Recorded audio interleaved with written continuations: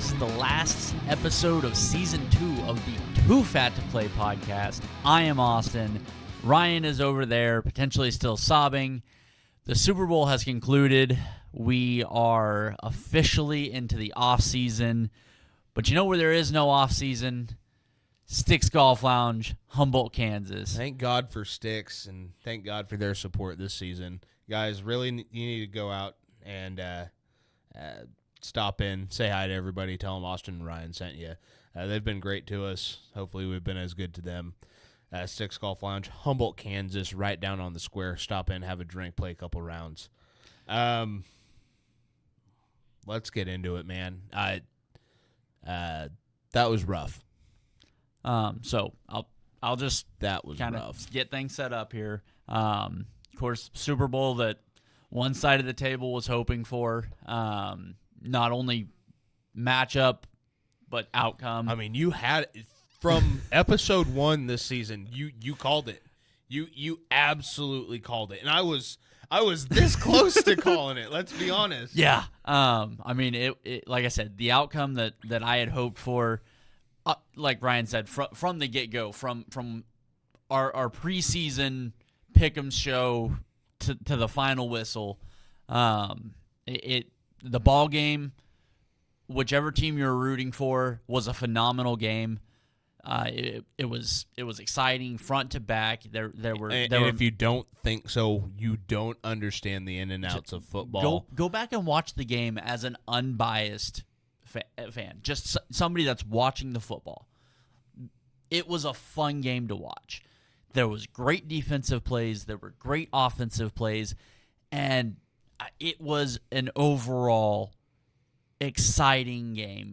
You had the greatest quarterback we've ever seen, more than likely, versus the last pick in the draft. Say, and that's something that I don't know if we get into that conversation here. I mean, the off-season program of overweight and overthinking is coming, and that is honestly kind of how I would like to start it, because, and I'll kind of preface that conversation with this, is I don't believe Patrick Mahomes is currently the greatest quarterback of all time. I don't know if you can say that currently. I do believe he's the best quarterback of all time, and I believe the distinction's there, and I will gladly make that distinction later on. Probably with a like an old fashioned right here. Yeah, the off-season program is going to be a little looser. You know, maybe not so many ties and dress coats, but as Ryan's wearing a Busch Light hoodie. But a Giants hat. I'm wearing baseball. Pitchers reported on Wednesday. Ryan, I knew with 100% certainty you would not be doing the podcast this week with the 49ers anything. I haven't touched any. This chair is the first thing 49ers I've touched since Sunday. Yeah, no, I know how you are. Football season's over. You don't have the Lombardi. It is Giants until March 30th when the UFL kicks off, and until the UFL gets some sort of good merchandise. God, dude, I hope they get some decent merchandising going, because the XFL almost had it going last year, and then they merged, and none of that stuff's for sale anymore. You can't find it. Because I still need a Renegades helmet. I need some Battlehawk stuff. Yeah, I need some stuff. I would like some stuff. We're going to get some stuff. We just need them to have a shop that you can actually get good stuff from, and we'll be on it. But, no, I know it's primarily going to be Giant stuff with you until September. Like, yeah, that's how you are. In which case, it's, yeah. You wear football stuff from August to February, and you wear baseball stuff from February to August. Like, you're kind of a two-trick pony here. Like, it is what it is.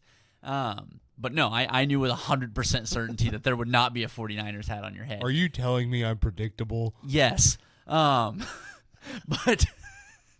there's, as football fans, and admittedly as somebody that, as I've willingly said, and as I said to your wife after the game, as somebody that, as a Chiefs fan, and as a football fan, had interest in the Chiefs losing that game because of our friendship, because of our relationship, and because there is a very large portion of me that was ready for Brock Purdy to go 450 and 4 tutties just so everybody had to shut the fuck up. Because the people that are still, to this moment, saying Brock Purdy is a problem for the 49ers, I still don't understand. The kid has played in, I believe, 27 NFL games? Yeah. 26, 27, something like that? He's now 20-7 in his career. Okay. He has been to back-to-back NFC championship games. He has been to the Super Bowl. He has been 14 minutes and 57 seconds deep into overtime of a Super Bowl that he played against the best player we have ever seen at the quarterback position. If you're blaming Brock Purdy, you're blaming the wrong guy. Well, he didn't make any of the throws. Right? That's what everybody keeps telling me. The missed throws that I think you can Wait a minute. So blatantly attribute, like he missed that throw, are Chris Jones in his face, and then the deep ball that McDuffie had perfect coverage, and then there at the end, whenever he had Chris Jones in his face, he threw some of the pass. I think it was the one right before the touchdown in the first half, whenever he layered that ball in. Oh, yes. To Ayuk. Yep. Like, Triple coverage. One of the greatest throws I think I've ever seen. And it's I don't understand that portion of the narrative. And I haven't understood it all year. Like, as somebody that has been recording his voice, recording his football takes for the full season, go back and find where I said Brock Purdy's the problem. Go ahead. I'll wait. You're not going to find it. You were on him before I was. Yeah, absolutely. Like, it was the third game he played last season, so his second and a half, because he came in halfway through the Miami game, and you're like, the kid's it. And I was like, I'd like to see some more. And then we get into the playoffs, and I was like, I kind of like him. And then his UCL explodes, which apparently is starting to happen in the NFL because one of your offensive linemen suffered that as played well. 72 snaps after he did it. Yeah. Like, So, just like Brock did, unwillingly. well, yeah, lineman didn't have to throw the ball. Like, dude, it's I just don't understand that part of it. And I know we're gonna deep dive some of this whenever there's a few more adult beverages involved. But Mine are going to have alcohol. I'm aware. I'm surprised the Dr. Pepper in front of you doesn't. It's Friday night. Been a rough week. I tell you what. There's you're right. It is Friday. There's a reason. If you guys didn't see the Facebook post, some extreme troubles Wednesday after work when we were supposed to record. Somebody got home late because truck stopped. Couldn't get home from work. So decided to push it off a little bit. This is definitely later than we're anticipating. But it kind of works out. I mean, it's like I told my wife, it's not like we have to get an episode out before the game next week. This is very true. So very true. And I think moving forward, we'll probably release somewhere around normal schedule. Kind of once things get going here. I think we are going to take probably a week or two off. I'll keep you guys posted on the Facebook and on our Twitter and Instagram. We need a couple weeks to get back into our normal schedule before. I mean, we've got some 60-degree weekends and 60-degree evenings coming up. I don't know about you. We've got to do some spring cleaning around the house. Amen. And get a couple weeks in doing that. And like, you know what? Friday night, I don't want to be out in the garage working on anything anymore. I'd like to sit down and talk football. I'm thinking right around the time, I'm just going to say it, you're going to laugh, the UFL preseason kind of starts kicking off. Probably be when we get back into it because then we've got draft coverage and we've got some stuff to get on. I think we're gonna try and put some filler stuff in a little bit here and there. I think we're gonna try a different summer schedule than we had last year. Yeah, last year was was kind of took off, but there's things going on. Well, and now I don't live 20 miles away. That helps. We have a designated spot. That also helps. We, when season 2's been big for us. I don't know if anybody out there's seen it, but we are by on the YouTube. Way, by the way, thank you all for that. Yes, I mean, it's been huge. We've crossed numbers. I mean, and we ended last season the same way. Like we crossed the 500 listen number. We never thought we'd get there. Then we crossed the 1,000 listen number. We damn sure never thought we'd get there. We are, I think, pushing 3. No, have we? Not quite pushing 3. Okay. No, we're just at 21, right around 2150 right now. I misremembered, but right, again, we're over 2,000. The amount of podcasts that don't see 4-digit listens across, and I realize we have a ton of episodes as well, but like there's podcasts that have as many, if not more, episodes of ours that do not see 4-digit listens. Right. So for that, 4-digit listens, let alone 17 countries. Yeah, and I don't know how that's even remotely possible. We speak bad English at best, and there is no translating service to this. Like it's bad English everywhere you listen to it. Unless you understand sarcasm and depression, it's hard to kind of get through an episode. I don't think that's going to be any way to dispute. Oh, that's a turn. But anyhow. We have a Super Bowl to talk about. We do. Been literally pushing this off. Ryan, I have been at your house for an hour and a half. We have spent like 15 minutes of that actually discussing what the Super Bowl was. I know. So let's I don't just know. get this on recording, and I understand talking about things makes things better, but sometimes I still want to throw up just thinking about it. And I get that. So I don't know if you want to start, if you want me to start. I think you should get the big actually finish. watched the whole game. You're right. I did not watch the final 4 plays. There were a few moments when Ryan walked out the front door. Hey, I was usually back before the commercial break ended, unless Jake Moody was kicking, in which case I was not watching that. Correct.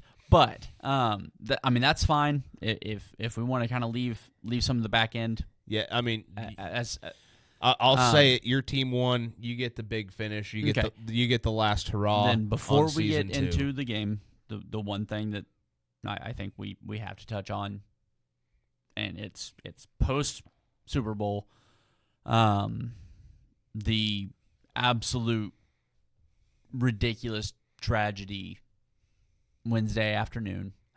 23 injured, 1 killed. 11 kids wounded. The lady that was killed, and I do not remember her name at this point, is a journalist, is a mother, 2 kids. Like I'm not going to come out here. I mean, you guys have heard a little bit of our political systems on this.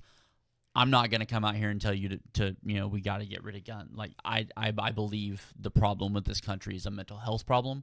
It is. I am for common sense gun laws, like pass a background check, but in the end, criminals don't follow the law. I don't know how that gets lost in all of this. Oddly enough, when somebody kills somebody because they're high on fentanyl or high on meth, oddly enough, that's also illegal. And then the illegally owned firearm that they have, or the illegally possessed, in most cases, firearm that they have while doing illegal drugs. Oddly enough, if you put enough illegal things together, you might realize that the law is not going to stop something. And I am a proud gun owner myself. I respect firearms. I don't travel without one. Like I've got safety for me and my family no more than an arm's reach away. And so I'm not coming out here. I'm not taking the approach of, we've got to ban semi-automatic assault rifles because it's not an assault rifle. I understand that there is a significant problem in this country, and I just don't know how you blame the inanimate object. So condolences to all that were hurt, all that have been hurt, and all that will be hurt by the events. I don't understand why we can't have celebratory moments. I don't understand why our kids can't go to school. I don't understand. There was one story I saw, and I believe it was Nick Wright, who ran into an old lady at the hotel, and was talking to her about it. And she goes, "My 7th grade granddaughter took charge of our family unit because she's been trained for this."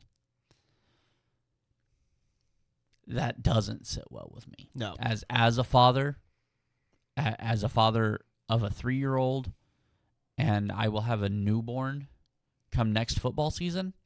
That shit just doesn't sit with me, and the fact that, again, at a celebration of a damn football game, 11 kids And are this is wounded. just straight reporting speculation from what I've seen, but it was an argument between a couple of individuals the that opened police fire on each other. The police have announced that a disagreement amongst people completely unrelated led to 24 people being wounded and 1 being killed. Like, give a shit about the person next to you. That's all I ask. Just give a shit about the person next to you. But I know, awkward transition. Super Bowl 58, Kansas City 26, San Francisco, or 25, Chiefs 25, San Francisco 22. Game-winning pass. Andy Reid has to just be fucking with people at this point, because the 2 touchdowns were caught by MVS and McCole Hardman, who I have been readily and openly willing to cut all season. Well, I guess McCole since the trade deadline. You were ready to cut him from the Jets roster at the start of the season. The man makes a good point. So I'll give you the losing side, and if you don't like it, what I'm about to say, too bad, because in all honesty, it's the truth. This is no emotion. This is just what is happening throughout the Super Bowl, all right? The first quarter, just like you and I discussed, how the Niners were going to win this game was they're going to hand the ball off, and as soon as the Chiefs stack the box or Justin Reed comes down to try and smack Christian McCaffrey, you're going to get it right in behind him. And you said to me, after I made the Juwan Jennings remark, if the Niners beat us with Juwan Jennings, then they deserve it. Who the hell were they going to? You had George Kittle on lock. George Kittle's out there with Play-Doh. I'm pretty sure, I don't know what he's doing. He's saying hi, George Karlaftis. He's Trent McDuffie. You've got a funny last name. He's out there having fun. He understands the gravity of the situation. He wants to win. He will bully anybody to win, but at the same time, he also realizes it's a game. Him not getting the football doesn't matter to him, unlike Brandon Ayuk's brother. Too early? Carry on. I mean, the game plan was working. Run the ball. Throw the ball. Run the ball until they say, you're not going to run it. And they say, well, stop me. And then when they don't, make them stop you. Get it to 3rd and 8. And line up and play action pass. It's the damnedest fucking thing. Play action, and you have to respect it. Because if they don't, you can still hand it to CMC on a play action, and he just knows, I've got it now. I can do this. Yeah. He got rolled up on at the end of the first quarter, looked like a snail, and ran for 9 yards on the next play. Yeah. The odd body movement training We saw it with Mahomes, Mahomes in 2 the weeks AFC ago. Championship game where they're like, "Oh, that's an injury," and they get up and they're completely fine. I'm just like, okay, we've learned some things about the human body now, because those were death sentences not that long ago. Right. So, like, Christian, the game plan was perfect. Coming out, the game plan was perfect. On the defensive side, we finally seen the front four do what it needed to, and that's because they haven't gotten home all season, and them to get home this time was just not let 15 outside the tackle box. Yep. Nick Bosa had that right tackle beat on so many occasions, and he goes, I'm not chasing him down. If one of the guys up the middle wants to, that's fine. He's not getting around me. Perfect. To me, Nick Bosa was the MVP. They win that game. I'm giving the MVP to Nick Bosa, and it's not because I had money on it, because I was watching the damn game going, you can't have off-schedule plays if you can't get out of the pocket and see the off-schedule plays. Right. So on the defensive side of the ball, my front four were finally clicking. Javon Hargrave is demolishing the guard. Eric Armstead and Creed Humphrey were going at it. I thought it was going to be Javon Hargrave and Creed. No, Eric Armstead, he's mine. Which is crazy because there is no beef there. Unless there's some college beef, which there shouldn't be. Yeah, but that was a fun battle to That watch. was so fun. And then Javon Kinlaw on running downs. He got in there. I think he even had a sack, and he's a run stuffer. Eric Armstead's technically a run stuffer, but he has more sacks than run stops, which doesn't make sense to me. So, like, my front four is doing it. They're doing great, which is allowing my back end, a Steve Wilkes coach back end, to play out of their mind. And then Dre Greenlaw. He had the clamps, absolute clamps on Travis Kelce. The Travis Kelce blow up. Hold on. And Pacheco. Yes, and Pacheco. He was like, as soon as he identified run or pass, his only instinct was, I'm going to hit that person as hard as I can before they get 5 yards up the field. Because if it's a pass and I can smoke Travis Kelce, I thought it was a run. You're within the 5 yards of contact. Mm-hmm. You smoke him. There's a reason Travis Kelce blew up on Andy Reid. Mm-hmm. It wasn't because he was taken out. Yeah, that might have been the boiling point, but it's because he was getting shut the fuck down. 57 had him tied up, confused. Had 15 confused, had me confused, because Dre Greenlaw is left to right. Dre Greenlaw is, you touch the ball, I kill you. Fred Warner is, I'm going to sit back and diagnose while he's kind of the Luke Kuechly. Mm-hmm. It's very weird, and they almost swapped places during the Super Bowl. Yeah, I mean, I would argue the best defensive player on the field for the 49ers until tragedy struck was Dre Greenlaw. He was like, no matter, like, the if first Dre Greenlaw four stays plays. healthy, I think he's the lead argument for defensive player or for MVP. I mean, the first 4 plays the Chiefs had on offense, he made all 4 tackles. Yep. 3 of them were solo. One of them, he hit Isaiah Pacheco so hard, he actually stopped. I don't know if anybody's ever seen that before, but Isaiah Pacheco stopped and had to, like, for a split second, figure out which way to run. And by that point, everybody else is there. Yeah. They were swarming. They were doing what they needed to do. And then let me talk Brock Purdy. What more did you want from the kid? How did they get here? Smart quarterback play. He didn't have a turnover. He had 3 bad throws. You've already discussed this. 2 of which, the Chiefs, to get to him, had to bring 6 or 7. Mm-hmm. They had to have 2 to 3 free rushers to get to Brock Purdy. He was tearing that zone apart. Steve Spagnuolo, after the game, unprovoked, to Adam Schefter, said he was tearing our zone reads apart. We had to switch to man coverage. And you know how well that worked for him in the fourth quarter? It didn't. Because he was tearing that apart too. The Niners game plan of hand it to 23 and then let 13 make a play was working.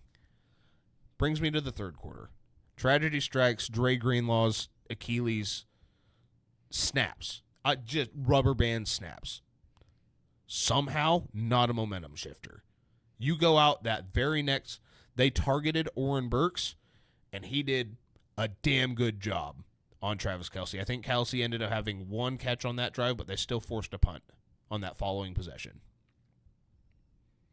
Come out, and you flip the script.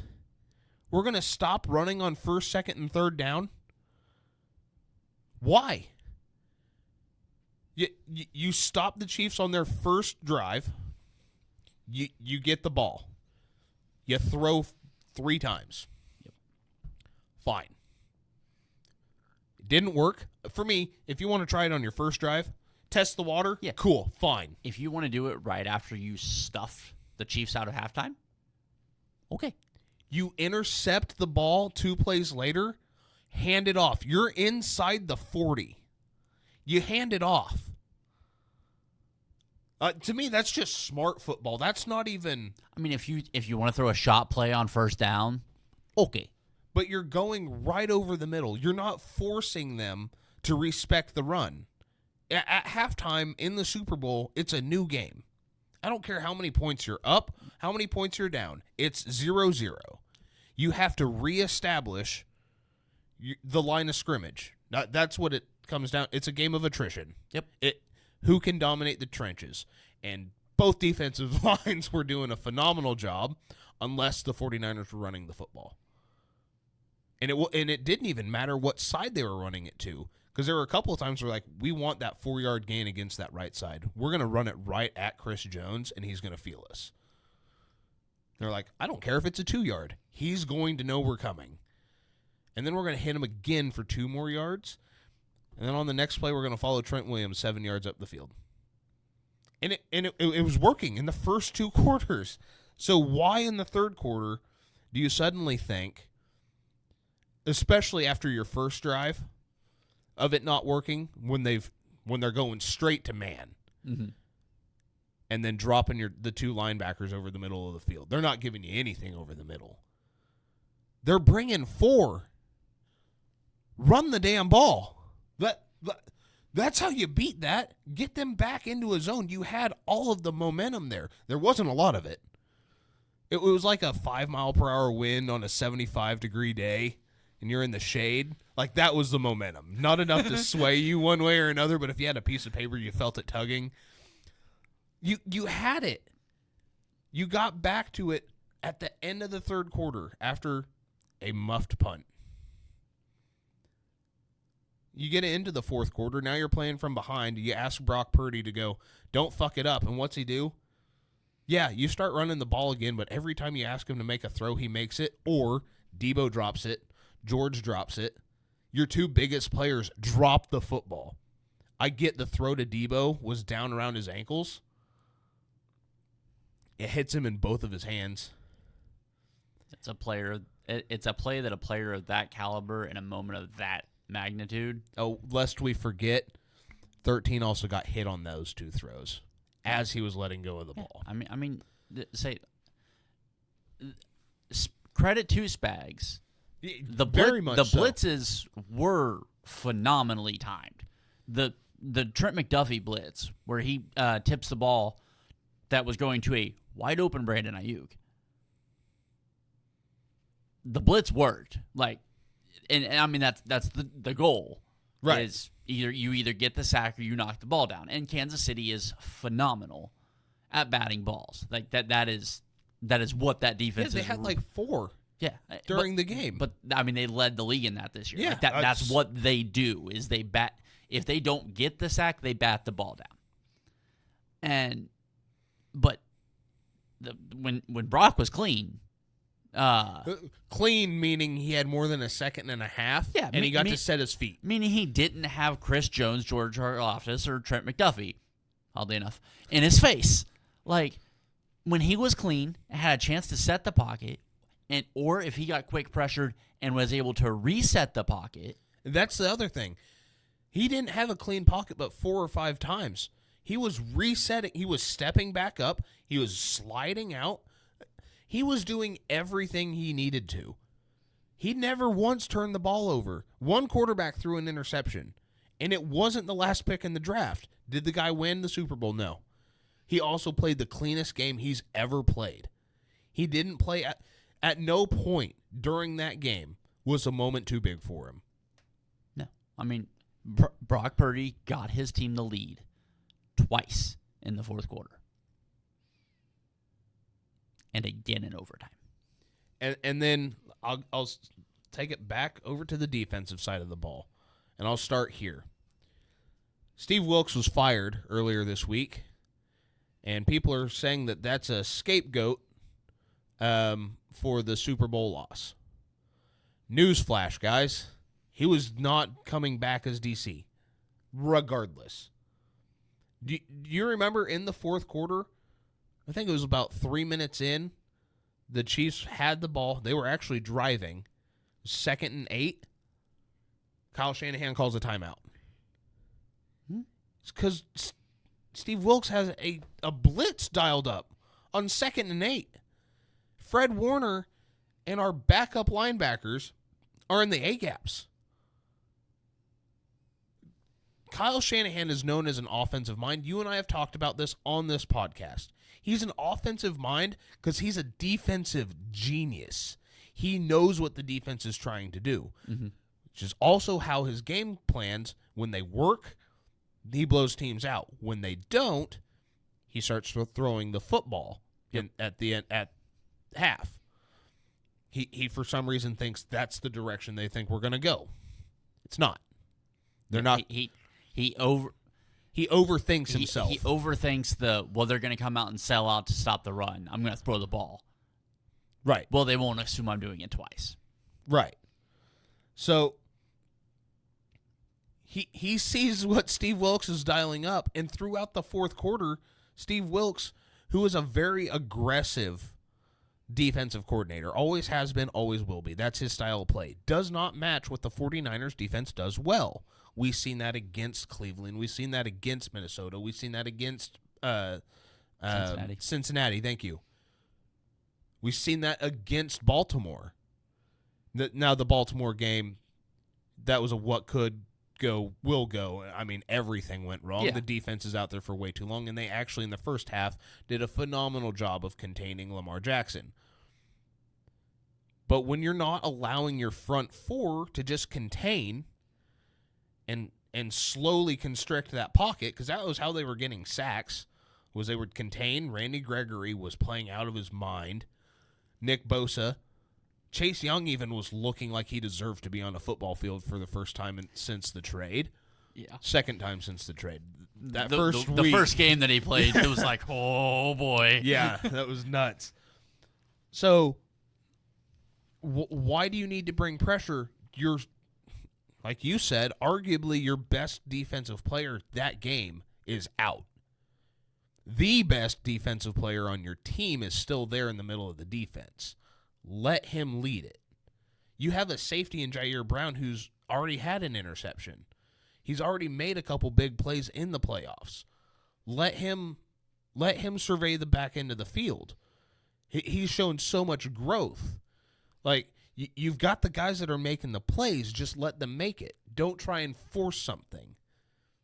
Because when you try and force something and that's not what your team does, that's how you lose games. That's not why they lost this football game. But when Kyle Shanahan has to call a timeout and say, what the hell are you doing? We're not going to blitz on 2nd and 8. Because you and I could see it. Yeah. As soon as they put those linebackers in the A-gap, all I could see was 87 over the middle of the field. I mean, it was going to be 87-4. Somebody was going to be 6 yards deep. And they were going for 30 to 40. Yeah, and they were going to be 6 yards deep, and for this reason, I assume it was going to be Rasheed was going to be the hot because it was going to be one-on-one with the safety. Right. And it was going to be I can't remember. It would have been Jair Brown. It would have been the rookie safety. Yeah. It would have been whoever was on the right side. It wasn't Tashawn Gibson because Tashawn was having himself a game as well. Yes, he was. Very, very quietly. So, at no point, I don't understand why it's scapegoating when you can look throughout the season and. I mean, Steve, for me, and I mean, we talked about this earlier. For me, Steve Wilkes was fired after the 3-game losing streak. Should have been. And I think they literally went, we don't have somebody internally that we're ready to have at that position, so we're going to hold on to it. Like, we don't have the piece we want right now to move forward. But no, like, that defense, every game that defense got beat, this one included, it came down to the back end of the defense didn't know what the front end was doing, and the front end didn't know what the back end was doing. That every loss the Niners had this season, and even some of their wins, the communication on the defensive side of the ball, you could tell was never right. That defense is way too talented to have the miscommunications that they had. And the fact that they played like they did, I think that says a lot about the talent that they do have. So I mean, you have arguably one of the best defensive ends in football.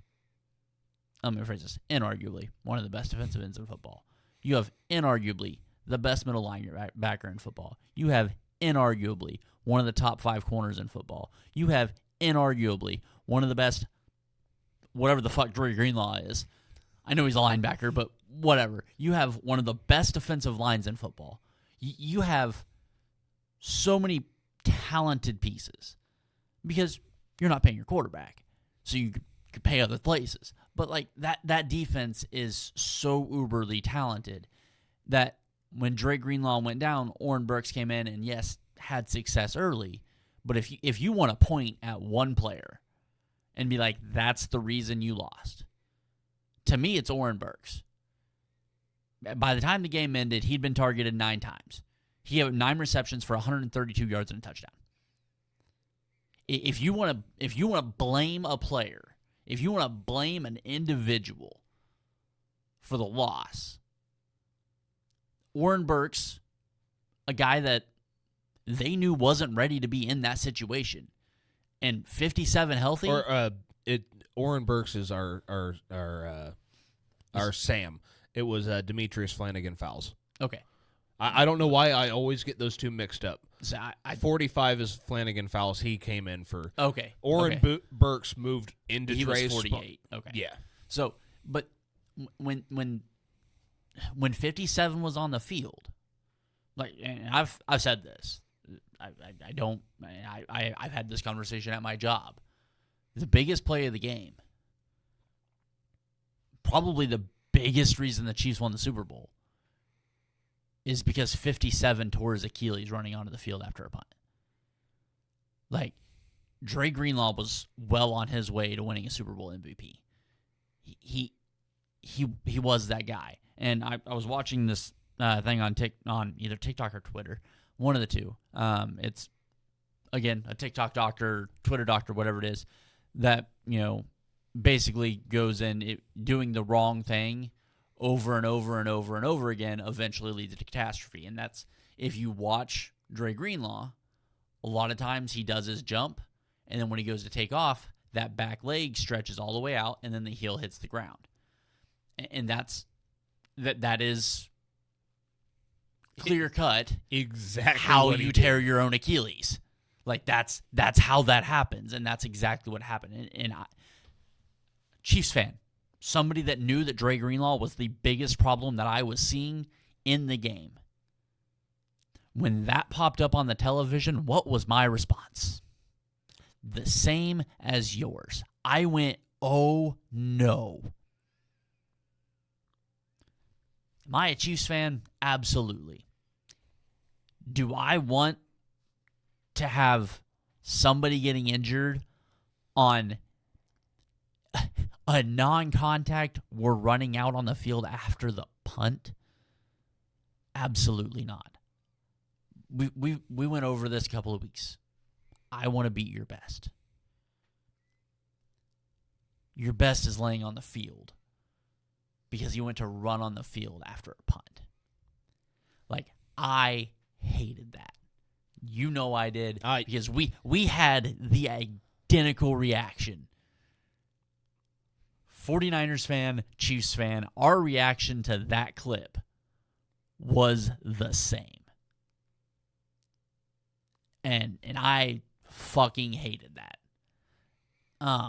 But dude, like I said, if you're blaming any individual player, like and I can't. I Yeah. can't bring in a third. In reality, your third string because, or I Yeah. guess fourth string Yeah. linebacker because 1, Fred, 2, Dre, 3, Oren, 4, Yeah, Demetrius your fourth linebacker on the roster to cover. to cover 87. Like I can't. The fact that I it can't- was you can't 9 for expect 9 that. for 132 and a TD. he only gave up a touchdown. He gave up one and only 132. I've seen Travis Kelce go off for 132 and a half. That's the Raiders. Like it's it is And that let's not also forget how he played in the run because he was in the run. He was just as I can't say as good as Dre, but he was right there. yeah. I mean they so covered his the run weakest spot was covering the pass, and for some reason I'll swing that back around to Steve Wilks. Steve Wilks was like, "We need to start bringing a blitz in the second half." Why? Yeah. Why? Say That's not why you got fired. no. You got fired a long time ago. Yeah. They just made it official now. If you have a ring right now, we've mutually We've agreed. mutually agreed to part ways. Yeah. He would like to seek other opportunities. Great. That's fine. Right. The Steve Wilks, he was not being scapegoated.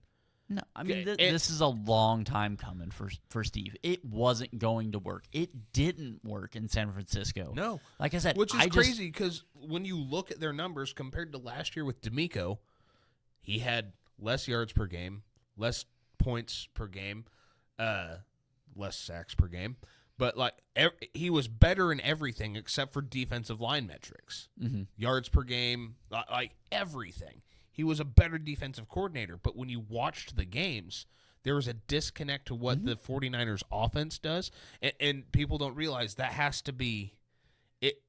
There's got to be a mesh point. Yes, if your defense is great, and for so long the 49ers defense has carried that offense. This year, the offense was kind of carrying the defense because the Niners have been a bend, don't break. This year, you're either going to throw all over us or we're going to pick it off 4 times. Mm-hmm. And that's why it was the highs to the lows evened out. Yeah. Instead of 20-20, you're probably going to move the ball. 20 and in, we're going to smack you in the mouth. And that's exactly how Kansas City's operated this year. Yeah. Because they know if you're going to trade field goals with us, we have a 15, but we have a 7. We'll trade field goals. I hate the strategy. Which I hated when you said that last week, and I'll say this.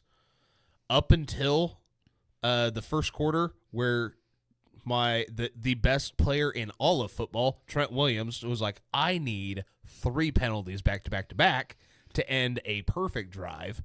Or I guess it was back to back and then the following drive on 3rd down. Mm-hmm. He had a big one that set us back. Both driving, both taking us out of scoring range. My team would have had 30. I will die on that hill. But they didn't. But they did. You're right. They fucking didn't. They should have. But I can't. If the Chiefs would have gone down and scored a touchdown, I'd probably be a little bit more upset about that. Like I would have that fire to like argue a little bit more. But my defense did its job. Offense, go out and do your job, and everybody does except for the best player on your offense. You just screwed me. So, I'll guess I'll hit on overtime. I wanted the ball. I said that beforehand. I was like, I want the ball. Now, I don't know if it's hindsight 2020, but I obviously I was also very emotional during the game to take the points. I know, right? I'm very take the points that you're given. Also looking at the flow of the game, your defense, as long as they're not doing anything stupid like blitzing in overtime, you're going to exchange field goals. For the flow of the game, including the fourth quarter, when there were 3 touchdowns scored, it was like overtime's going to come down to just they're going to start throwing punches. That's what it's going to be on the offensive and defensive line.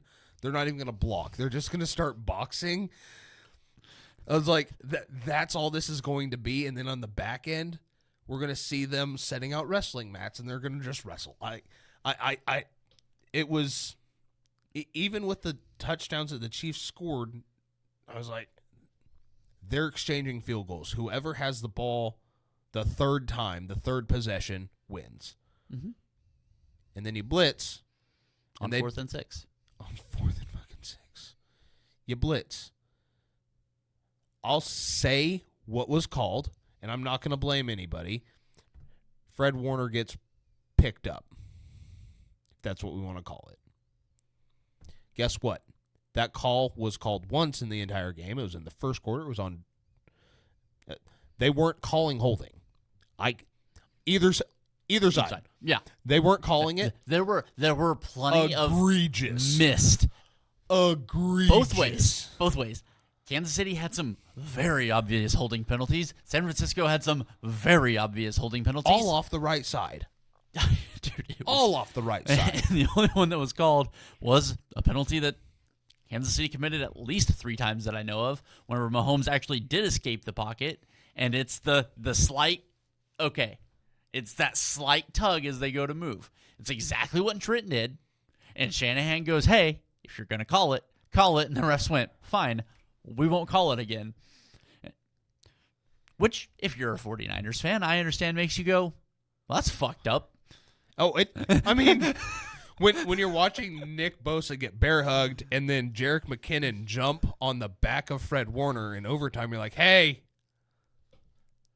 the fuck? But that, you blitzed. If you drop Fred back into coverage and it doesn't allow. And Rashee Rice isn't right where Fred Warner would have been standing, you know. And now you've given momentum. You handed momentum because the next drive, 3rd down, well, we're not going to blitz. That's fine. Why are we in like a desperation cover? You dropped back. You're in protect 3. You had 5 guys 15 yards off the ball. Why is Fred Warner running backwards to cover a deep ball? He needs to be... He needs to be spying just in case he gets out. And what was that, a 30-yard run? Yeah. It wasn't the reason you lost. Like, the reason you lost, it didn't help. But the reason you lost was because you stopped running the football in the 3rd quarter. I'll agree wholeheartedly with that. But it's also... I can't say it was the final nail in Steve Wilks' coffin, but it was like him burying himself because the nail was already there. The defense was so good, they couldn't actually overcome their play call. The offense overcame the shitty play calls. And the defense did everything you could hope with some poor play calling. Like, in the end, I mean, some of the Chiefs' biggest plays were on ill-timed blitzes. And it's Patrick Mahomes, and I understand. There's a lot of people not that listen to this podcast because this podcast is primarily Chiefs listeners. Like, that's where fine. We're located. It's it's who we know. It's who spreads the word. We live in a small town in southeast Kansas. It's not often you see anything other than Chiefs unless it's the Cowboys flag. That's where we're at. When blitzing Mahomes, it's pretty well-known fact that it doesn't work. And it's crazy. What works is just bringing 4 And even if they don't get home, just not allowing the offensive tackles to control. Yeah, not diving to the inside and giving Mahomes a lane to do something Mahomesian. How many times did we see Nick Bosa spin to the inside, beat Jawan Taylor, beat him, free rusher, and stop? Yep. He's like, I've already got you. You're behind me. You're staying right there. Yeah. I'm not taking another step forward. And because whenever Nick in overtime, Nick Bosa beats Jawan Taylor and is going to win the game. That's what he's playing for. He had 3 swipes at Mahomes, and not a one of them made any solid contact. And Mahomes gets out. That's a deep ball, like that. For me, and I can't even blame Nick for that. No, because Nick was going to win the damn game, like that. Because nobody else was winning the game for them. Nick was going to win the game, and he knew that shit.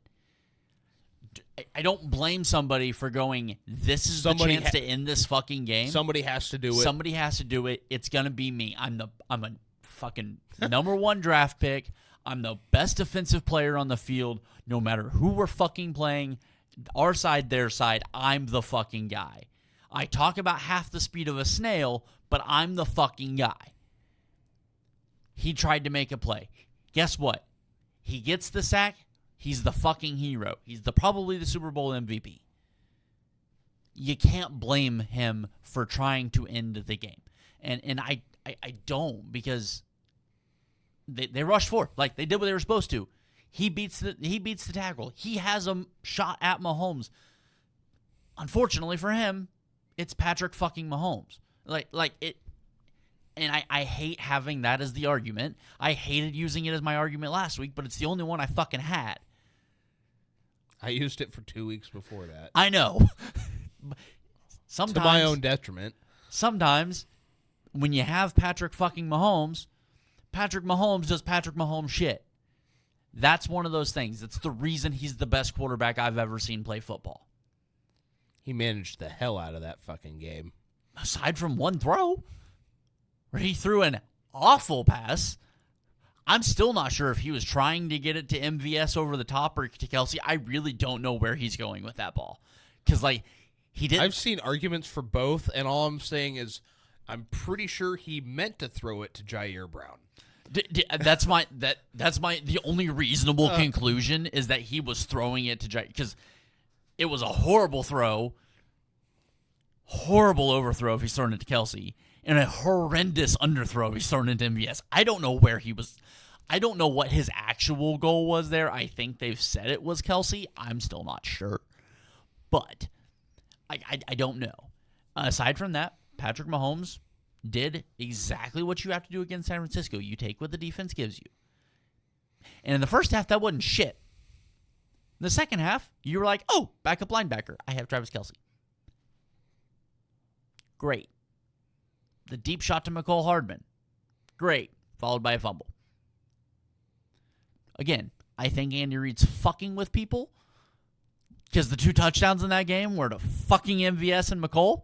I told you guys they could play wide receiver. No, they can't. I was so hot. Like I was like, I don't believe this is what happened. Because I refuse to believe that the Super Bowl fucking hero is McCole Hardman. But, good God, I can see it now. If the Chiefs happen to fucking three-peat, Sky Moore is going to catch the game-winning touchdown. Kadarius Toney. I don't think Sky Moore at least wasn't a healthy scratch for the Super Bowl. That's why I'm saying Kadarius Toney. The man makes a valid point. So I'll give my one last I guess quip here. The 49ers didn't know the overtime rules. To me, it doesn't matter. It's not much different than the regular season overtime where a field goal doesn't win it and a touchdown. The other team's getting the ball back. 9 times out of 10 in the regular season, the other team gets the ball back because you're kicking a field goal. To me, it's a moot point. I get the Chiefs. We've been going over. You want to know why the Chiefs have been going over this Does anybody remember the Patriots game? And then the following year, the Bills game that ended up getting the rule changed. The Chiefs have been not at the focal point. At the focal point of this. I'm not saying, to me, that is an overlook, but at the same time, it doesn't mean anything. So I do think I think Shanahan deserves some criticism. No, he does. Because 1,000% whenever he does. you walk out and but if he calls the game correctly after half, there is no overtime. Correct. And but like I said, when you're lining up in the offensive huddle and your fullback, who I don't know if anybody knows this, Kyle Juszczyk is a little bit of a smart fella. I think he had a couple of big catches in that game too. Yeah, dude, fuck you. But I don't know why you're saying fuck you. I lost. I'm taking the shots where I can get them. Because it was fucking awesome to watch. Anyhow, but Juszczyk's a smart fucking dude. He kind of went to a somewhat prestigious academic college. He's a smart guy. Whenever he's walking out and he goes, I didn't realize that if we scored, they get the ball back. I understand, but I believe criticism earned as criticism due. And not the team not having at least a working knowledge of that, I think is ill befitting to a head coach in the NFL. But like again, that's the first postseason overtime game since the rule was changed. Right, and that's where it also like if you're coming into a Super Bowl anticipating overtime or planning for I get you have to have that conversation of what if. Mm-hmm. And apparently there were some conversations as to what if prior to the game. The Chiefs had said, we've been practicing that since Wild Card Weekend. You've been, for like the last 5 years, you've been thinking about the two times, the one time it benefited you and the one time it burned you. No other team has had more than one shot at that. There are two teams, the Patriots, who won't be seeing the playoffs for a while now, and the Bills, who we're not entirely sure will or will not. Depends on which Josh Allen we get. Yeah. No other. There are 29 other teams. For some reason, I had 28 in my head. 29 other teams that when they think playoffs, they're thinking, let's get to the end of the fourth quarter and see what happens. That's the game plan. Yeah. It is disappointing that you didn't have that preparation. You've also got no precedent as for your team as to have that. Right.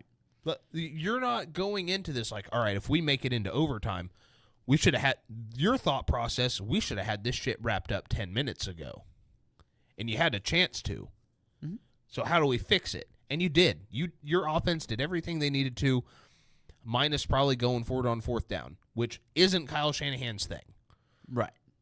And it was a long four. Like there's reasons you don't go for it on the fourth down in overtime. Right. Absolutely. I get it. You don't score there, you're guaranteeing a loss. I totally get taking the points. I had zero issues taking the points. In overtime, my issues did come with the defense. Why are we blitzing? Why are we blitzing on 4th and 6? It worked really good on 3rd and 8. They got 2. Do it again. If they beat you doing what you do best on 4th and 6, line up and do it again. Right. Don't on the next drive or the next set of downs, don't blitz on 3rd and 8 again. Not the reason you lost. It's kind of like blaming the blocked extra point for the reason you lost. 2 quarters earlier, on the 57-yarder that beats out Jake Moody's record-setting 55-yarder from the first quarter. I think it was Dre Greenlaw, and I think it was right before his injury on that field goal, 6 inches. His hand was 6 inches from blocking it. Mm-hmm. What if it gets blocked? Oh, we're not even talking about overtime now, are we? Right. Oh, so Jake Moody's doesn't get blocked. We're not talking about the overtime. Doesn't bother me. It hurts because 14 minutes 57 seconds in, my team has the lead, and Logan Ryan blows a coverage. Logan Ryan got called 4 weeks ago to come play for the 49ers. 8 weeks ago. Was it 8 weeks ago? It was 8 weeks ago. Oh, dear God. And I only know that because I read his tweet. Yeah. Like, he was on a cruise ship. Literally, that part I do know. He was on a cruise ship, drunk.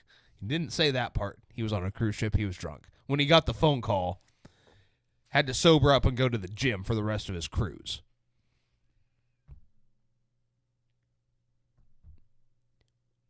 Why were they down that far? Why were they that far into your own territory? Because you blitzed. Your blitzes were so mistimed, especially when they weren't needed. Yeah. So for me, San Like- Francisco, that's the nail, I guess. And again, we've been over not the nail in the coffin, that was well supplanted, but the nail in the loss Yes. is ill-timed, unsuccessful blitzes. Because But then it just wasn't like Spags needed to blitz. Yeah, Spags needed to blitz because, and again, that's Kansas City's strength. Right. When Kansas City blitzes, they beat you with the blitz. All season long, when San Francisco blitzes, They get beat because the guys on the back end, they're not. And I don't want to downplay the talent of the back end. They're not prepared. right. Like Kansas City, they're like, we're blitzing. This is how you feel behind it. San Francisco's we're blitzing, and they're like, 54 is supposed to be there. Right. Why is 54? This is in my the backfield. Why is my assignment's right here? Why do I need to be watching my back? yeah? That's where it looked, and again, all year long with San Francisco when they got beat on defense on blitzes especially. Minnesota The- fourth they're- down. Yeah, the back end, and I'm not going to blame the players. Like, that's Because your defensive coordinator's job. The guys on the back end didn't either know where to be, or were told to be in the wrong location. Like, and that's kind of the take I have. And honestly, like, as great as the Super Bowl was, I thoroughly enjoyed the defensive play up from both teams. Oh my God. It was so much fun. And I'll kind of I don't have as long of a rant on the game, I guess. Because It's hard to rant and not sound like you're gloating right after a and win. that's not what that's not what this is about. No. And we know that because I mean the Super Bowl ended. McCole Hardman caught the touchdown pass. The game was over. I put my head down, took a deep breath. I walked out on the front porch, and I put my arms around you. I hadn't celebrated. I hadn't thrown my hands in the air. I hadn't so much as put a fist pump out. You know what the worst part about that was for me? Your TVs were behind about a minute and a half. Oh, that didn't surprise me. It's streaming. But As soon as I went and sat down on the porch, I could hear fireworks going off. So I'd already known what happened. My phone went off. yeah, So I had like 4 minutes, because there was a few minutes there where I just sat there and listened before it all finally hit me. yeah. And like I said, the game ended. Like I said, I hadn't thrown some, and you can ask my dad, my wife. It doesn't matter. Yeah, I fully expected to hear more from the house, and maybe that's why it hurt me so bad. So it's like they're not even fucking celebrating right now. Like I heard touchdown, and then that was it, and I was like, they're not even celebrating. Yeah. I honestly I felt guilty, but you obviously know how I wear that on my sleeve. And like Sarah kind of asked about it, and I was like, "Am I happy the Chiefs won? Absolutely. we just did something that hasn't been done in 20 years. I was like, but as a person, because it's well known, I'm not very good at putting myself first. I'm not good at it. Somebody that I care about deeply was on the front porch not having a great time. Like I said, the game ended, I took a deep breath, I walked out, I put my arms around you. Because in the end, it's a football game. Somebody I care about is a lot more important. You know, you guys, that's why I went and grabbed the person that could potentially help with this situation. I went and grabbed Gemma and brought her out. Because in the end, the people matter more than the football game. Is this something that, again, 8 years ago, the Chiefs being in the Super Bowl seemed like a fairy tale story? We just clinched the third Super Bowl in 5 years. We just went back to back. Now I've got to get one because my baseball team's got 3 and 5, and your baseball team has 1 in that span, and my football team's been to 3 Super Bowls, and I've watched them lose in horrific fashion in all 3. Yeah, and so, like I said, I mean, as far as synopsis of the game, Trent McDuffie is every bit of an all-pro cornerback. That guy is phenomenal. That PBU against Debo. But he gave up 2 catches for 11 yards. 89% of his snaps were either man-to-man or primary zone on Debo or Brandon. L'Jarius Sneed should have been an all-pro cornerback. I understand why he's not, because there's other guys that deserved it too. 90% of his coverage snaps came against as man-to-man or primary zone defender on Debo or Brandon. Chris Jones played great. You know who I think the most impressive Kansas City defender was? Is it George? No. Mike fucking Pennell. Oh, Mike Pennell was... I have watched 3 individual plays where Mike Pennell deposits Trent Williams on his ass and swallows Christian. Christian was running the ball absolutely. He was averaging 3.7 yards a carry. If you tell me Christian McCaffrey averaged 3.7 against Kansas City, I'm telling you they won. I was hoping to keep him under 5. It's a little bit of a rebuttal because, I mean, obviously you guys did win. If he's still averaging 3.7 in the third quarter, absolutely, it's a different. But his rushes in the third quarter that he got, the 2 to set up the fourth quarter were both losses. Like that's that. Again, but if you tell me he averages 3.7, I assume the Chiefs win. And that's just it, because his losses were typically, except for those, the 2 right there at the end of the third quarter when the Niners got the ball back, the other rushes for less than 3 yards in that game all came after 7, 9, 11, 8, 7. Like, he chunk yard. Stop behind the line of scrimmage. Stop behind the line of scrimmage, and then they'd hand it off again and be like, if you stop this one, you're going to have to sell out to stop the next one. And as soon as you do, and I guess that's just what pisses me off, is because how in the hell can you, in a game like that, as Kyle Shanahan, and I want to make this comparison again because I feel like I was the first to it, Kyle Shanahan is Andy Reid. Andy Reid's, up until that first Super Bowl, had no clock management. Couldn't figure out how to put away a game. Yep. Kyle Shanahan has no idea how to put away a game. He cannot call a big game. 4 years in, he can't win the big game. Like that. It is eerily similar. The biggest difference is he has a second Super Bowl loss. Andy Reid didn't have a second Super Bowl at that time. Yep. All of his losses came in the NFC Championship game. Like, the guy's going to be great. Once he gets that first one, it's game over. You're watching these two teams. So you're watching year in and year out. You're watching. If you're watching Kyle Shanahan, you're hoping that year 5 Brock Purdy, they don't go, we really like this kid. We're going to trade up and draft him. He's going to sit behind him for a year. He's going to learn.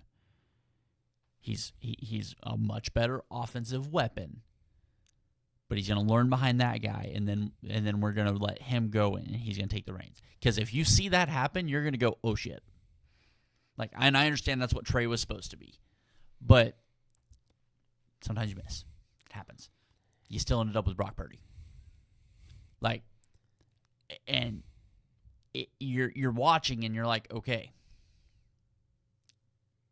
football moves a lot faster than it did when Andy Reid started coaching. So we're gonna see. But man, back to Kansas City. Rashee Rice, NFL record, 27 receptions in the postseason for a rookie. Played great. I mean, as a guy that I'm still not sure is legitimate number one. What was his stat sheet like? Because I know he was quiet there for a while. Honestly, I mean, the Chiefs' leading wide receivers for that game were McCole Hardman and Justin Watson. Like, Rashee didn't have a big game because and Charvarius was on him for a lot of the game because they were like, yeah, he's not going to be the one. And so, but Rashee Rice had a great season. He blew up on Mahomes there at the end of the fourth quarter on the back shoulder to Travis because he was open. And yes, he's open, but Creed Humphrey rolled the snap again to Patrick. Like, Patrick went, I've got one-on-one with Travis Kelce. This ball just got rolled to me. I know where I'm going. So, you know, Rashee had a phenomenal rookie season. I mean, outside of Puka Nacua, you can argue he's the best rookie wide receiver in the NFL right now. And I'm going to put him third because I also believe Tank Dell deserves that argument for number 1 or 2. The Texans are going to be fun next year. I can't wait. I can't wait to talk some Texans football this summer. Absolutely. Then, like I said, that defense, I know you said they would have. I just didn't see that defense giving up 30. And that's the... You did it the first quarter. I seen it in your face. You were not going to... When they marched down the field, and right as soon as that first Trent Williams, the first joke, I could kind of see, like, okay. I was thinking 28. But, but I was thinking 28 going, we're going to lose, and they're going to have 28. Shit. Like... But I just that defense, by granted they play more games now. In 21 games, they gave up 25 or more points one time. They gave up 26 once to Buffalo. They gave up under 25 points. Just like San Francisco, Buffalo's undoing was getting away from the run and trying to throw the football. Absolutely. I just and the wild thing for me, and like we talked about it as it's happening, like we were diagnosing exactly what was happening as it was happening. It was like, it's not panic mode, it's just bad ideas. Like it's like, just, I understand what you're thinking, you're just wrong. Yeah, you're just wrong. Like it's not a panic. Buffalo, it was a panic and you saw it. Yes. The Ravens, it was a panic and you saw it. San Francisco, you were like, that's just dumb. That's not even a panic. That's just dumb. You're trying to, like, you're looking out over across the field, trying to outsmart the other guy. You're trying to out Patrick Mahomes without Patrick Mahomes. I love Brock Purdy to death. I have been on that train for so goddamn long. They're not the same guy. There's one Patrick Mahomes. They're not the same guy. Like, that's all. You're not that guy, pal. It just slayed me. Like I said, I didn't diagnose it as panic. It was panic with the other games. Yes. With San Francisco, you were just going like, what are you doing? Like you could see that they're in. You could see that the Chiefs went to a man, get them back into a zone where they have to respect the run. Force it down. Make it. If you get stopped on 3 and out, you go 2 yards, 2 yards, 3 yards. Okay, you ran the ball 3 times. When you come out, they're going. You run either a hard play action, or you run it again on first down, and you see what happens. Like, as an offensive person, as somebody that watches football and plays football in a certain way, I'm sitting here going, they've got to run the ball. As a Chiefs fan, I'm going, you were saying don't run the ball. You were saying that internally. I was yelling it at the TV. Yes, exactly. I was full on, run the damn ball. I was not going to agree with you. I made that distinction very clear early. I was not going to agree with you. That's why right before the game, I walked over and I said, I love you, but for the next 3.5 hours, fuck you. That was how we started the game. And you never ate my wings, so fuck you for that. Oh, I'm glad I didn't, because when I got up, when you did come out onto the front porch and I thought I was going to throw up, I would have thrown up if there was anything on my stomach. Yeah. You're also welcome for not eating those wings, because the next morning, that wing sauce has an afterkick that, whew, but God, was that sauce good. I mean, as a football fan, as somebody that grew up appreciating football in the postseason with a team that wasn't anywhere close to relevant in that postseason, as somebody that, as I've made mention multiple times, and it's not going to change, has an obvious rooting interest in the San Francisco 49ers solely because of one person in my life. I'm not doing this podcast if it's not with you. Like, when this idea came around, there was one person, then there were 3 other people, and then 2 of those people, then 2 of those guys backed out. It was just back to me and you. Like, this happens because there's one person across the table from me. Whether or not the other people were involved or would have been involved when started doesn't matter. When this started, it only works because there's one person across from me. That's the whole dynamic that brings this show for anywhere from a, hey, that's a bad idea. Because that's where this fucking thing started, was, hey, I've got a stupid idea. Let's do a podcast. And then you were like, deal. How do we do that? Like, this only works because of this. Like, there's a... there is. I can't say it's a chemistry. It's more like a witch's brew. But this doesn't work as a major production media show because you're bringing in talent. This works because, and I'm sure it's annoying to a lot of people, and especially if you're listening to us to argue as argumentative entertainment, because we're not good at that, because we're both very similar on the way we look at things. We have different outlooks with the same picture. Like, that's how this works. And I wanted this Super Bowl for a multitude of reasons. I wanted this Super Bowl victory for a multitude of reasons. I also fucking want to see you celebrate a Super Bowl victory. Whether it be against my team or not. It won't happen. Not with this team. Not with this head coach. I really am. I'm convinced now that you are correct. It took until, 14 minutes and 57 seconds of overtime, but I am convinced that is probably the case. And it's... As long as 15 suits up.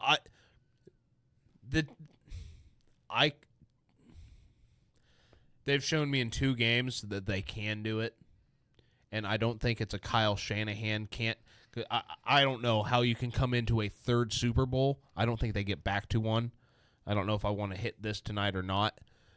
I think we'll save that for later. But I don't think Kyle Shanahan walks into another Super Bowl with a run game like he has and doesn't, if he dies on the hill of running the football, it's because he should have kept running the football his first 2 times. Yep. And you can argue the first 3. Right. If you include count Atlanta. the Atlanta one, right? Like, I don't see how he comes into this like I have to throw. For some reason, a guy that's so prone to running the ball, he has to run the ball. For some reason, he gets in his head sometimes, I got to throw. They're never going to see it coming. It doesn't matter if they see it coming or not. You're better at running the football than they are at defending the run. Yep. Even, I don't know how many times I've seen Christian McCaffrey get stuffed, and then right next play, same defensive alignment, same offensive alignment. He said, I'm going to run it again, and you're not going to stop it. Yeah. Part of that, yes, is Christian McCaffrey being Christian. How many? I think Eli had like 6 carries for like 36 yards. Something like that. Like he was averaging like 6, so it didn't matter who the running back was. That offense knows. I don't. I know. I have confidence that they can do it, but they won't. I'll end it on this. He's not losing the locker room. The locker room's losing the faith. Yeah, I mean, like I said, and they're getting old. That's. So I think you have. I think this 49ers team, and I think a lot of it depends on what happens with Brandon this offseason. But I think a lot of what you can say is a lot of the 49ers locker room as it currently stands. Unless Brandon holds out, he's back because they've got the 5th-year option. He's under contract. Right. He has no choice but to play for the 49ers next year. And obviously we've seen Micah Parsons' family speak out. We've seen other players' families speak out and the player be like, that's... Like, they won't say it for whatever freaking reason because of contract. Deebo Samuel's family right before his contract extension. Mm-hmm. And there's cap issues that they're going to run into this year. Like, obviously, we've got a lot to talk about this upcoming season, off season. But I can't wait for one of those episodes because George is all in for as long as he's under contract. Christian's all in as long as he's under contract. Brock Purdy is a robot. Yeah. like there's Fred is all in. I'm 99% sure that Dre's one of those guys that might be in it for the money, kind of like Deebo, and for what we're hearing is the same out of Brand, which some of those guys, that's fine. Like unless they hit this draft. So I think this core of San Francisco's team, you have a shot next year.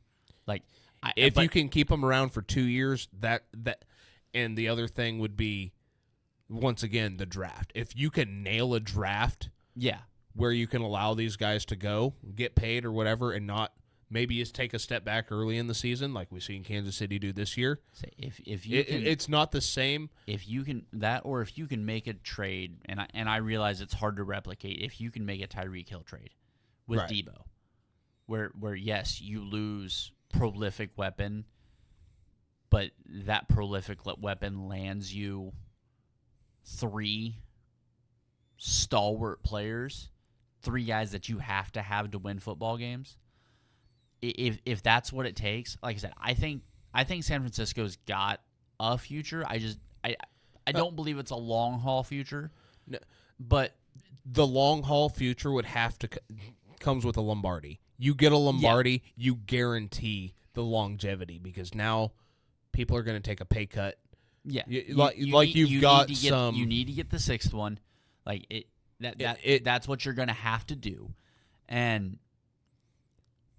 but I think the Niners have a shot, and I mean I know they're also opening up as Super Bowl favorites, so I'm not exactly reinventing the wheel with this take that I think they have a chance next year. No, but I also don't like that because I do believe the Super Bowl hangover is real, and for the Super Bowl losing team, it seems to be very real in recent memory. To me, it's got to be it's a mental thing more than anything. Yeah, I agree. Obviously I could be wrong. Next year they can make it back. Well, we don't know. Yeah, and What so, 1 year from now does, we've got no idea. so I'm 2 really years interested from now. and I think what could help the 49ers, and I've got a terrifying thought that I saw a report. I've seen two reports that were conflicting a little bit on who San Francisco is targeting as DC. The first one made me want to puke. The second one made me want to puke harder. But they bring in the right guy, and I believe that he may take the job if he's offered it, and I think it would be absolutely terrifying if he did, and that's Mike Vrabel. I don't. It's not a fit. I think Personality, aggressive, like what they do, it is. The 49ers run a 4-3. He's a 3-4 guy. Something Unless he can, if I he think could change he'd be his willing game. to maneuver, because the Niners defense is built predicated on the 4-3, and I think the guy's a fucking genius football mind. I do too. So I think he could work around whatever his preconcessions are, but I think that, and then I've also seen that Belichick was I just don't see Belichick taking a DC job. The other one I saw was Staley, and that's the one that made me want to puke harder. Granted, he was a great DC back in the day. Yeah, he was a really good DC with Sean McVay when Sean McVay learned everything from Kyle. So I hate the idea of it because I hate Brandon Staley. But like his history with that, it could fucking work. Right. It's the perfect storm. I've got one. Pete Carroll, who's been relieved of his head coaching duties, but they want to keep him with the organization. Mm-hmm. He's not under contract with anything right now. Yeah. If he wants to head coach again, no head coaching jobs are open right now. They're all filled. What about a Richard Sherman's FU to the organization that just cut you loose? Yeah. And that defense, like I said, that's a Seattle defense. That's what it is. Yeah, exactly. It's 100% that's what it is. I think it would, and Pete Carroll has history with the 49ers. He has been a DC for the 49ers before he began head coaching in college. Yeah. To come home, I think he was a DC in '94 when they won the Super Bowl. I said I think there's That's the one I'm hoping this for. DC coaching carousel is going to be fun to watch. Because honestly, as a defensive coordinator candidate, right? Who looks at that defense and goes, "Ooh, I have some work to do"? No. You walk in there and go, how much of this do I get to keep? Like, if you're telling me 80%, we're good. All right. What are the key players? 97 stays 54, 57. 7. Troy, his name's not Troy. He's going to be playing next year. Like, 7 stays. There's a lot of 7s on that 2. defense. 2. Yeah, no, dude, I think it's going to be one of the more exciting turns to see what happens there. And I mean, back on Kansas City's side, because, I mean, they did just win the Super Bowl. Andy Reid's back. Andy Reid's back. Spags is back. Spags is back. Tobe is back. I'm interested to see what happens at OC. And solely for the point that I'm interested to see where they hire Bieniemy back at. I'm convinced like that's what's happening. I don't know if it's run game coordinator, pass game coordinator, special offensive assistant. I'm convinced Bieniemy's next job is back in Kansas City. So I'm interested to see where that goes. But I mean, Kansas City, they've got some situations. Willie Gay appears by all accounts to have wished Kansas City goodbye. And oddly enough, Chris Jones plans on being back in Kansas City. I'm going to assume that was the booze talking, because I don't know if you saw his agent tweeted out, can somebody cut them off with laughing emojis? But I think this team's going to be, I'm going to go ahead and lean towards, I'm not ruling out the 3-peat. Like, the team's young. They're not really in bad salary cap situation. I think Veach is going to go out and find a receiver that nobody respects that's been playing for a bad team, bring him in, and turn him into a wide and try to give Andy Reid a wide receiver that way. I'm really still hoping that some magical way they end up with Mike Evans, even though I understand Mike Evans isn't Mike Evans from 4 years ago. I understand he's still he's still Mike Evans. he's okay? still a And 1,000-yard receiver. And I'm still going to be like, you know what? That's a lot better than, I don't know, MVS. So with Kansas, and I've said this, as long as 15 walks out on the field as my quarterback, I believe this team can win every game they play in. And the AFC West appears to be getting harder to win. We'll see. We also said that, last year. But and the year before that, like it's been the rotating joke. But although Harbaugh makes an interesting spot. But I think the Chargers are a couple of years away from competing because of their salary cap situation. I think they sold out to win it this year. Went terribly wrong. I think it's probably going to take Harbaugh 2 years to build a Super Bowl roster again. And at that point, moving forward, okay. I think the Raiders are going to take a little bit to get things ironed out. They're going to have some situations, and I don't know what the fuck's going to happen in Denver. I'm interested to see what happens in year 2 under Peyton, what that team looks like, because I can't wait to talk Russell Wilson where he's going to end up. Dude, there's going to be so much fun. I mean, because wherever he ends up, Jimmy Garoppolo's backing him up. Dude, we're going to have a month of just AFC West, and we're just going to be like, okay, Jimmy Garoppolo's going to end up with the Steelers, backing up Justin Fields. That's not a bad plan if you're the Steelers. Like, honestly, it seems to be better than what you've got. I still think my pick for Justin Fields is Atlanta, but we've been doing this for an hour and a half tonight, so we're gonna jump out on this one. Thank you guys so much for 2 seasons of listening to 2 dumbasses talk with no prepared notes, with no statistical analysis to back up the dumb shit we say. We tried right there in the middle of the season, and that was a cluster. I brought in a spare monitor. We had everything ready to go, and then I mean, we're gonna have a little bit better for season 3, hopefully. But well, I mean, we've been progressively getting better. Yeah, or worse, depending on your outlook on it. But and as you guys can see in the video here, we do have extra mics set up. I've got chairs on the way, so we will be able to bring on guests. We were hoping to do that this year. It's a slow burn, baby. But hey, you got to spend money to make money, right? Just how much do you have to spend? Because this is getting really expensive. Yeah. I'm really glad you've been footing the primary portion of this bill. But look, it's not like I built an entire recording studio in my basement. Yeah, definitely. There's not $400 worth of football cards hang up on the wall. Another $1,000 in jerseys. Oh, God, it's stupid. But yeah, guys, I might have a problem. No, you do. Again, 2 seasons of this. I mean, we can't thank you enough. We can't thank you enough. Obviously, this is the best idea I've ever had. I have not seen my team lose a playoff game since I started this podcast, so that's been pretty fun. Sorry, had to put it there. But this has been.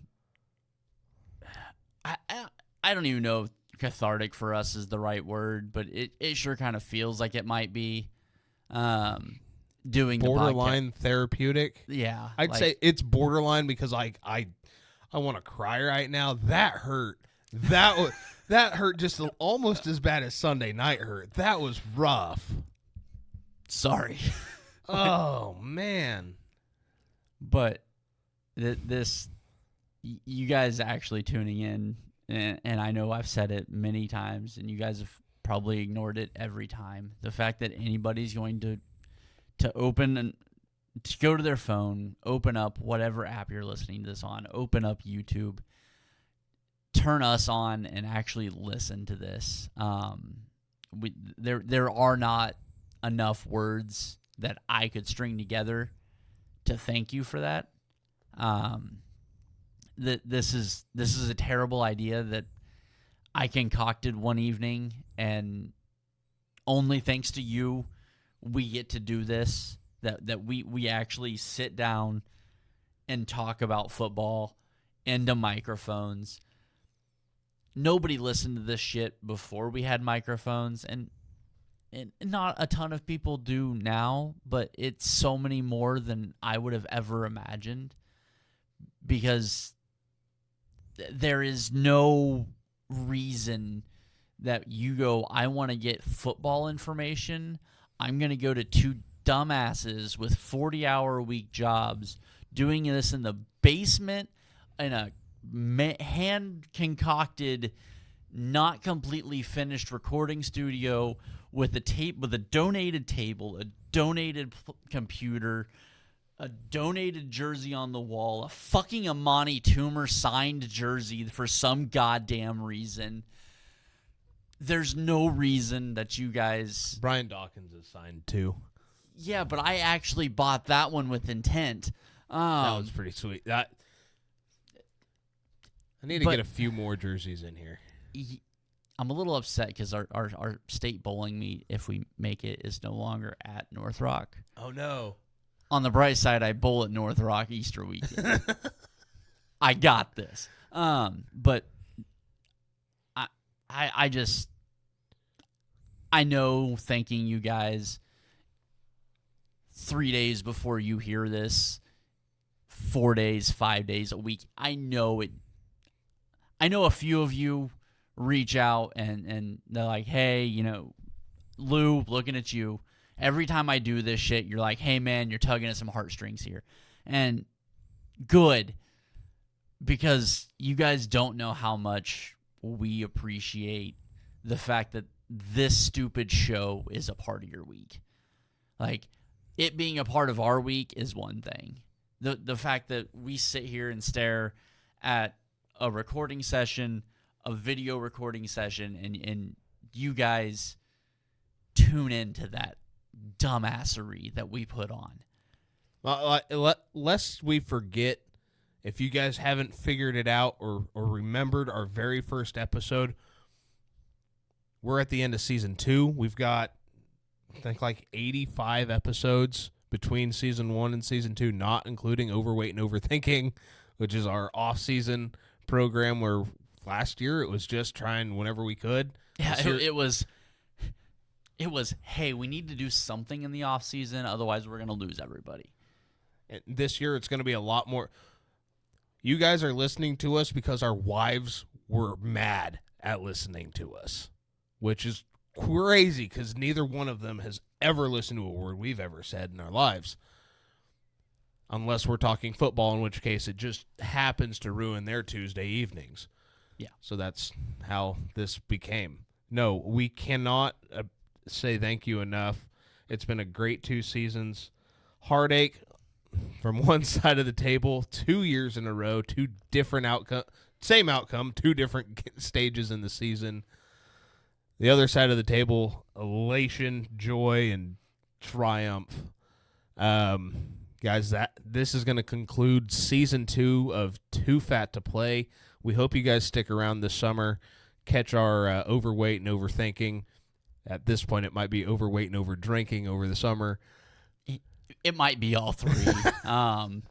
But we're gonna bring you guys some different things. I know we said last year we're like, hey, we're gonna get some people in here. We're gonna actually attempt to get some people in here. We've got the equipment to do so. Yeah, we can actually do it now. We thought we had it last year, wasn't quite working. New equipment. You guys have listened to the upgrades all year. You've seen the upgrades if you've seen our promo videos from, I think, week 13 was our first one. Yeah. To now. Things are going to continue to get upgraded. Wives are going to be mad at me for spending money. It is what it is. But we do it for you. We do it for us. Mainly for you guys. but actually only for us. Yeah, exactly. Um, One more time, I do want to give a big shout out to Sticks Golf Lounge for sticking with us this season. They've been a huge help trying to get the word out. Guys, stop in. Let them know that you're hearing us. The list isn't long. Support the people that support us. Right. And God, just again, primarily Chiefs listeners, Chiefs fans listening to this show. Congratulations on I guess the official declination of a dynasty. And we have so many things to look forward to talking about on the off-season program. But we're going to get out of here. Thank you guys. We love you guys. And for the final time for the 2023 NFL season, be kind to each other, love one another, and always remember, Fuck the Cowboys.